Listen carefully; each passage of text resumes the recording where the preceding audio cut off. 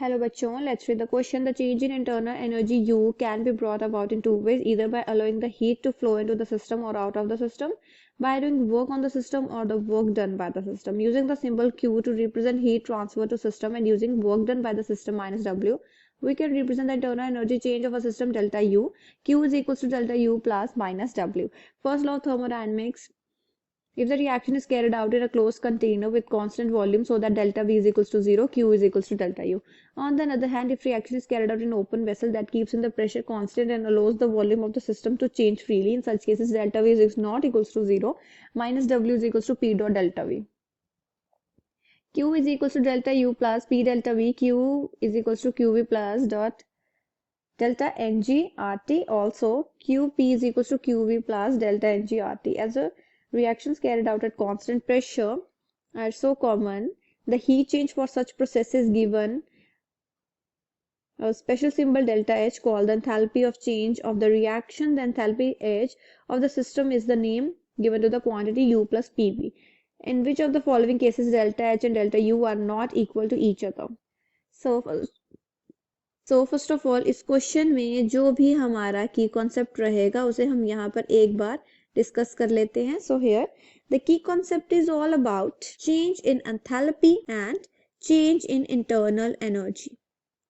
Change in enthalpy को हम denote करते हैं विद डेल्टा एच एंड जो दूसरी तरफ है हमारे पास चेंज इन इंटरनल एनर्जी उसे हम डिनोट करते हैं विद डेल्टा यू. सो जैसा कि हम यहाँ पर देख रहे हैं हमारे पास है equation delta H is equals to delta U plus delta N G R T.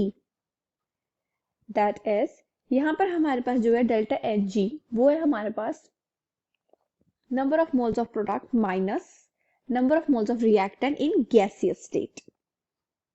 Question में कहा गया है हमसे कि इनमें से कौन सा ऐसा केस है जिसमें delta H and delta U equal नहीं होंगे. पहला है हमारे पास the reaction involves no gaseous reactants and product. So यहाँ पर अगर हमारे पास कोई भी गैसियस रिएक्टेंट्स या प्रोडक्ट नहीं होंगे तो इसका मतलब हमारे पास यहाँ पर क्या होगा that is delta H is equals to delta U के बराबर हो जाएगा बिकॉज ये चीज तो हमारे पास 0 के बराबर हो जाएगी. इसका मतलब ऑप्शन ए तो इनकरेक्ट है. डिस्कस करते हैं B. The number of moles of gaseous reactants and gaseous products is not equal to each other.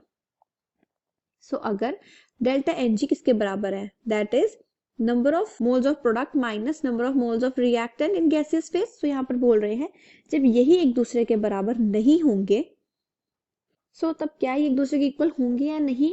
तो इस केस में हमारे पास ये दोनों एक दूसरे के इक्वल नहीं होंगे बिकॉज इस केस में हमारे पास जो डेल्टा Ng है वो 0 के बराबर नहीं होगा. सो दैट्स वाई बी हमारा बिल्कुल करेक्ट आंसर है. ऑप्शन सी एक बार डिस्कस कर लेते हैं. The number of moles of gaseous reactants and gaseous products is equal to each other. अगर तो ये दोनों इक्वल हो चुके हैं एक दूसरे के सो इस केस में हमारे पास क्या होगा that is delta H delta U के बराबर हो जाएगा. डिस्कस कर लेते हैं ऑप्शन डी.